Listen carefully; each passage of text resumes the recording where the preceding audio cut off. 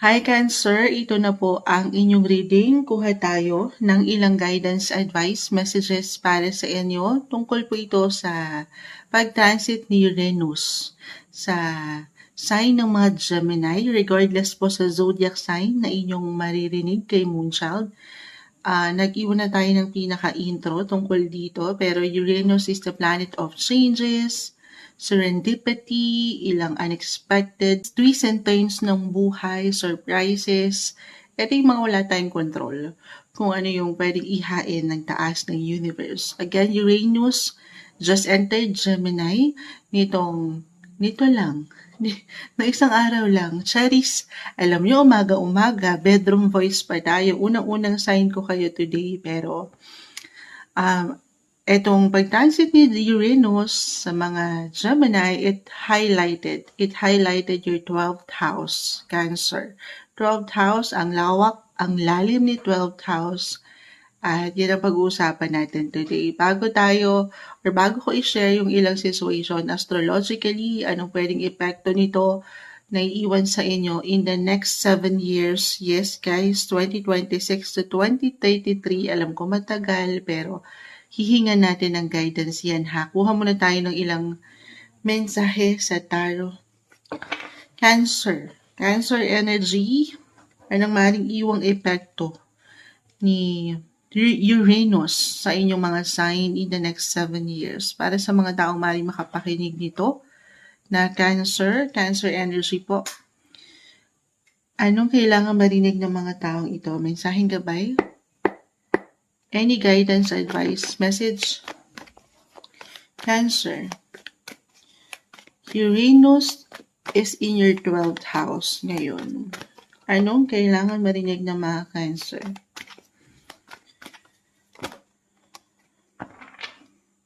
Ang dami.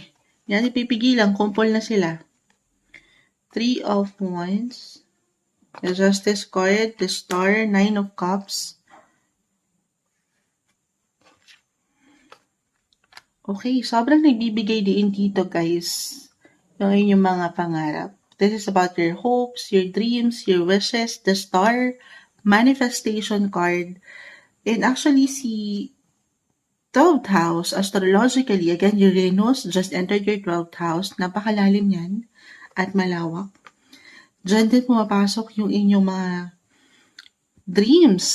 Yes. Planet Neptune, actually, yung ruler ni 12th house. Pero Uranus yung topic natin, ha, Cancer.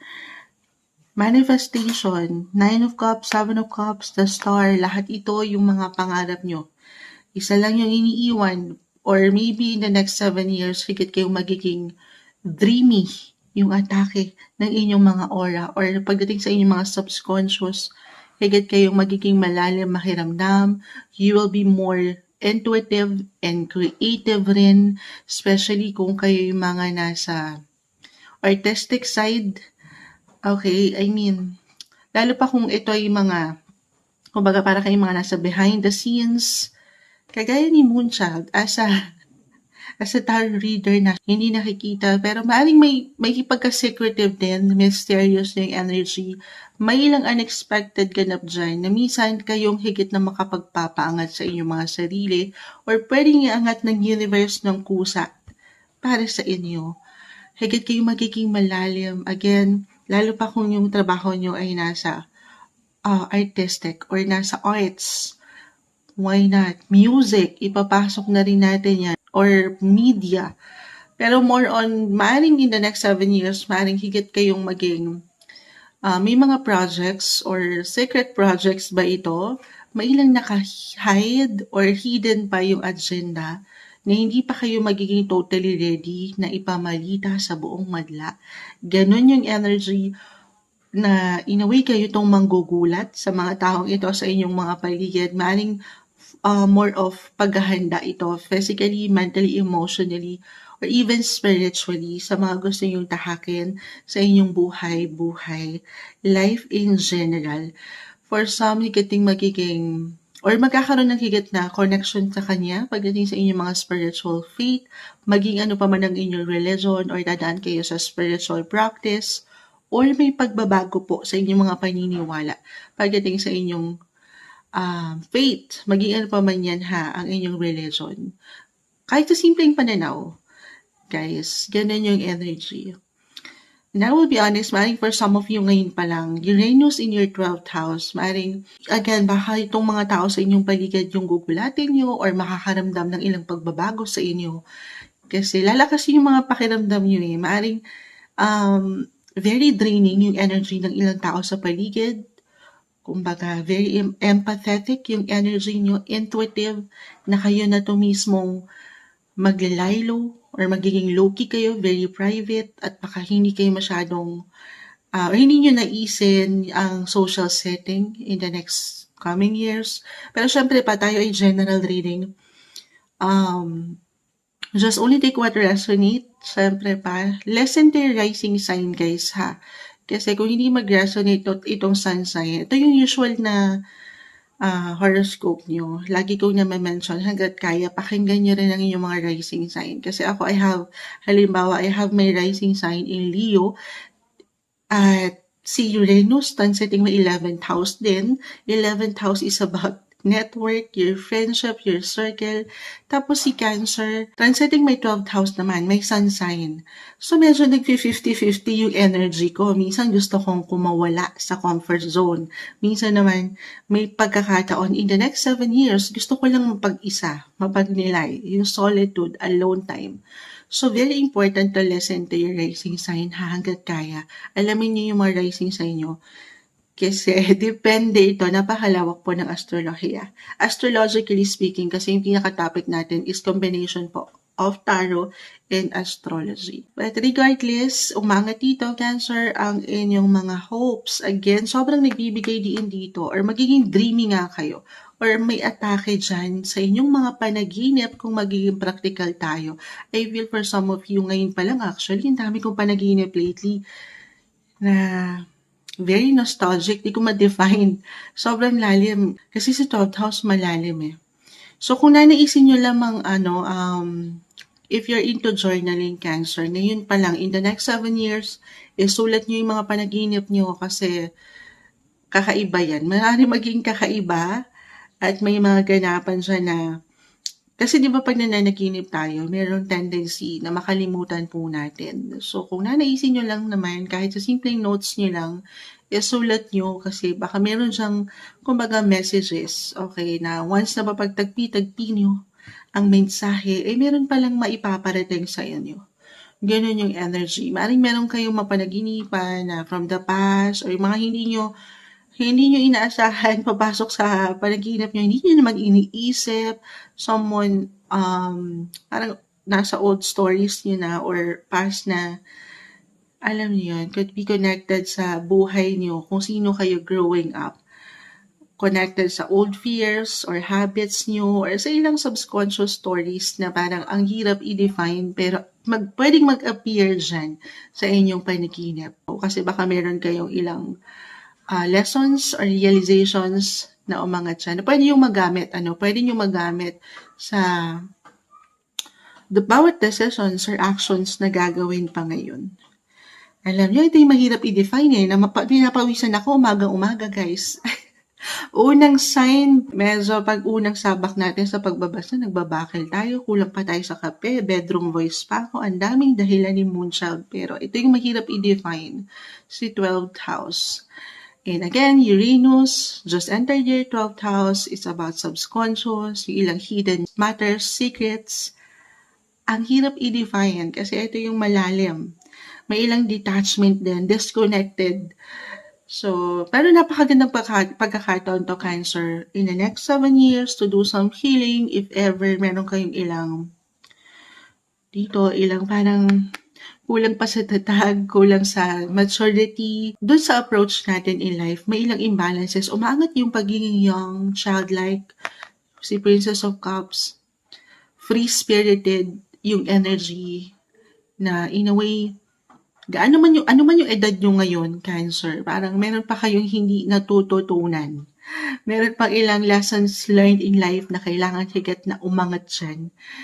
Na parang, yes, andyan na mature na kayo, lalo kung marami na kayong pinagdaanan from the past, Pero tulungan ng sarili ha, kasi parang may kulang pa akong nakikita na in a way, part nito yung aking na-mention, connected kung sino kayo growing up. Okay? Maaring maybe a reminder for some. Siyempre, walang higit na tutulong sa atin kundi ang ating mga sarili, do some healing. Kung kailangan nyo muna talagang mag-detach, kasi pwede nyo maramdaman to guys in the next coming years, yung gusto nyo lang mapag-isa, parang masyadong draining yung energy sa mga paligid nyo.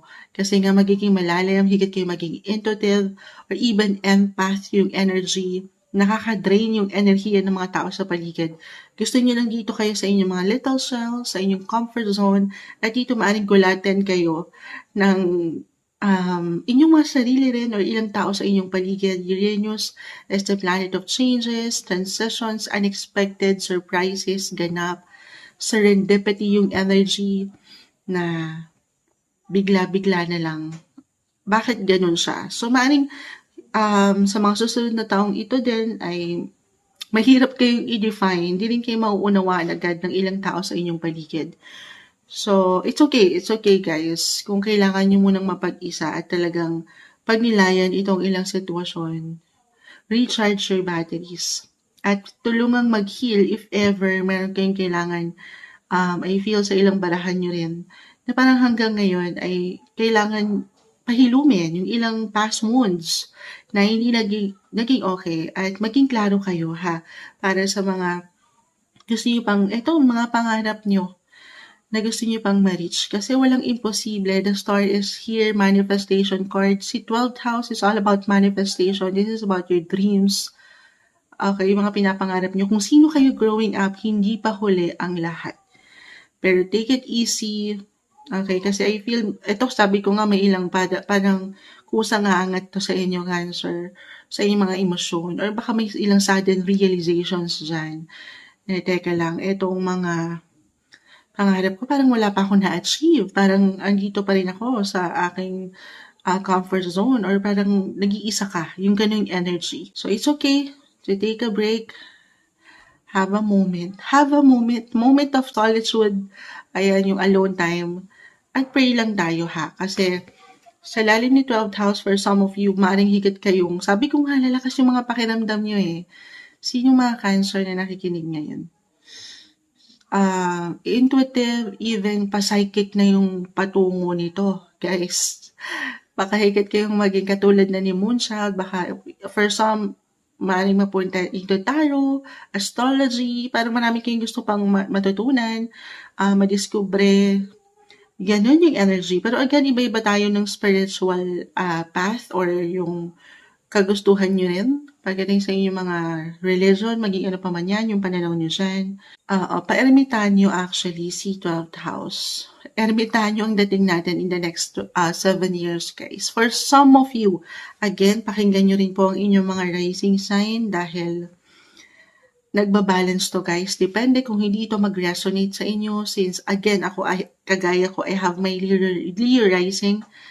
Si Uranus, transiting right now, may 11th house. Tungkol naman yan sa social network. So parang maybe kasi wala tayong option kundi ang mag-show up pa rin sa universe, sa mundo, sa mga tao sa labas. Kailangan nating makisalamuha, makipag-socialize.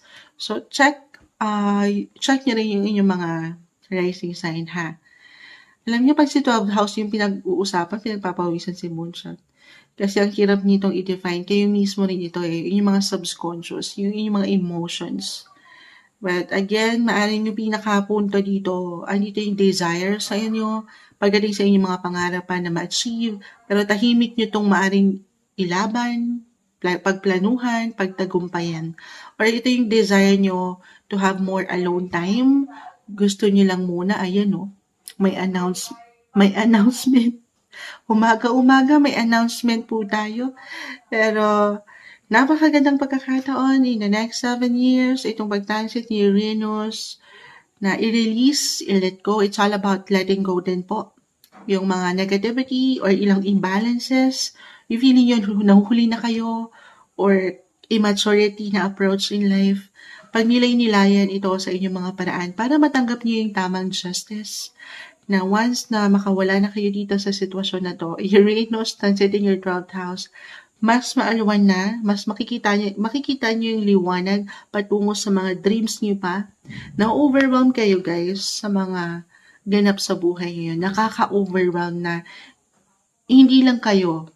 Actually, sabi ko nga, magiging empath kayo eh. Higit na empathetic. As a Cancer, very intuitive na kayo. Pero maaaring maging double, triple yung energy na ang hirap niyang panghawakan.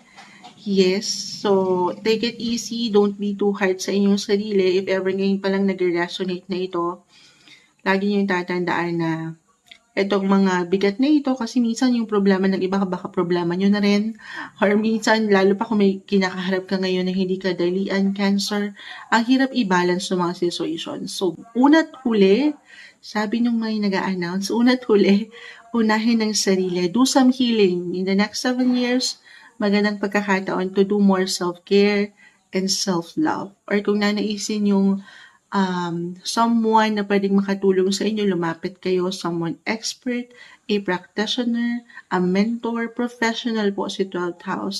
Depende ito ha, physical, mental, emotional, or even spiritual. Kung meron kayong gustong pahilumin, or talagang ngayon pa lang merong ilang dinidibdib or dalahin, humingi ng tulong. Hindi kayo nag-iisa kahit papakiramdam nyo na kayo'y mag-isa. Okay? Or kung feeling nyo walang ibang malalapitan, moonchild, ako lang talaga. Meron kayong gabay, guys. Uranus, transiting your 12th house, hindi kayo nag-iisa, nandyan ang taas. Maging ano pa man ang inyong fates or paniniwala, meron kayong gabay. You are being protected and guided, Cancer. Alam ko may hugot yun, hopefully, kahit paano na iparating ko yung messages. Ito po yung maaaring iwang epekto ni Uranus, transiting your 12th house, para sa inyo, mensaheng gabay lamang po, Cancer.